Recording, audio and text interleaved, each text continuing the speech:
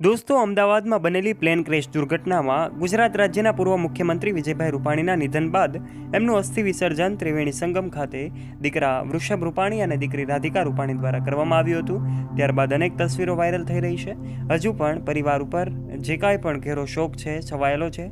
આખરે વિજયભાઈ રૂપાણી તો આ દુનિયા છોડીને ચાલ્યા ગયા, પરંતુ પાછળ એમનો દીકરો વૃષભ રૂપાણી અને દીકરી છે રાધિકા રૂપાણી એમને શું કહ્યું છે, આખરે દીકરીએ કહેલા શબ્દો જે આજે પણ ભૂલી શકાય એવા નથી.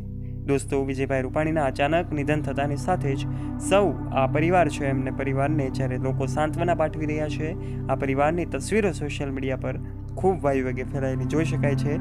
ત્યારે હવે સમાચાર એવા છે કે અસ્થિ વિસર્જન બાદ વિજયભાઈ રૂપાણીની દીકરી એવી રાધિકા રૂપાણીએ શું કહ્યું છે, એમના શબ્દો જે હૃદયસ્પર્શી છે, જેને સાંભળીને કદાચ તમે પણ રડી પડશો.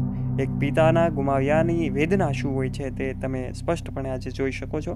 દોસ્તો, વિડીયોમાં આગળ વધીએ તે પહેલાં આપ અમારી યુટ્યુબ ચેનલ ઉપર પહેલીવાર આવ્યા હોય અને ચેનલને સબસ્ક્રાઇબ ન કરી હોય તો નીચે રહેલું બેલ આઇકન દબાવીને અમારી યુટ્યુબ ચેનલને અવશ્ય સબસ્ક્રાઇબ કરી લેજો.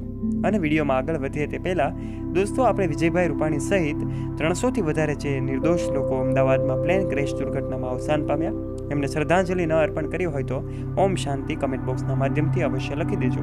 અને દોસ્તો, હવે જાણીએ રાધિકા રૂપાણી જે વિજય રૂપાણીની દીકરી છે, લંડનમાં રહીને અભ્યાસ કરી રહી હતી. આ દીકરીએ એમના પિતાને પત્ર લખ્યો હતો અને એમણે એ પણ કહ્યું હતું કે એક બાપની વેદના શું હોય છે.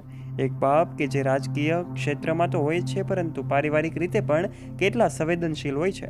આ તમામ બાબતે વિજય રૂપાણીને લઈને એમની દીકરીએ પત્ર લખ્યો હતો. દીકરી લંડનમાં રહીને અભ્યાસ કરી રહી હતી, જેમના લગ્ન પણ થઈ ચૂક્યા છે. લંડનમાં જ એમની દીકરીને મળવા માટે જ્યારે વિજયભાઈ રૂપાણી જઈ રહ્યા હતા અને ત્યારે જ આ અમદાવાદમાં પ્લેન ક્રેશ દુર્ઘટના ઘટી. અમદાવાદથી લંડન જનારું પ્લેન ક્રેશ થતાની સાથે જ દીકરી અને એમની મમ્મી છે, જે એમનું નામ અંજલિબેન રૂપાણી છે, એ બંને વિજયભાઈ રૂપાણીની રાહ જોતા રહ્યા. દીકરો અમેરિકામાં રહીને અભ્યાસ કરે છે તો દીકરી લંડનમાં છે.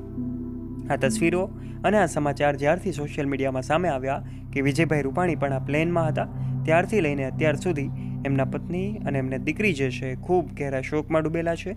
દીકરીના લગ્ન પણ થઈ ચૂક્યા છે અને એ પણ લંડનમાં જ રહે છે. ત્યારે પિતાના અવસાનની જાણ થતાની સાથે જ તેઓ ભારત દોડી આવ્યા હતા. ત્યારબાદ અલગ અલગ લોકો આ પરિવારને સાંત્વના પાઠવી રહ્યા છે. ભારતના યશસ્વી વડાપ્રધાન નરેન્દ્ર મોદી સાહેબ પણ આ પરિવારને, રૂપાણી પરિવારને સાંત્વના પાઠવવા માટે પહોંચ્યા હતા. સૌ લોકોને એમણે હૂંફ આપી હતી અને કહ્યું હતું જ બધું સારા માટે થઈ જશે. અને વિજયભાઈ રૂપાણી જ્યારે અવસાન પામ્યા ત્યારે એમનો છેલ્લો વિડીયો પણ સોશિયલ મીડિયા પર ખૂબ ફેલાયો હતો. એક એમનો પોડકાસ્ટ પણ ફેલાયો જેમાં એમણે કહ્યું હતું કે મારો દીકરો જ્યારે પૂજિત અવસાન પામ્યો ત્યારે પણ એ મારો ખૂબ લાડકવાયો હતો, પરંતુ હું એવું માનતો હતો કે મૃત્યુ તો એક દિવસ આવવાનું જ છે. એટલા માટે એમણે જે વાત કરી એ મૃત્યુ છે એને ટાળી શકવાના નથી. ગમે તે પદ પ્રતિષ્ઠા ધરાવતા હો, પરંતુ એનું અભિમાન ક્યારેય ન કરવું. વિજય રૂપાણીના આ શબ્દો હતા ત્યારે સૌ લોકોને આ શબ્દો સ્પર્શી જાય એવા હતા. ત્યારે એમની દીકરી અને દીકરો ખૂબ શાંતિથી આજે જીવન જીવી રહ્યા છે.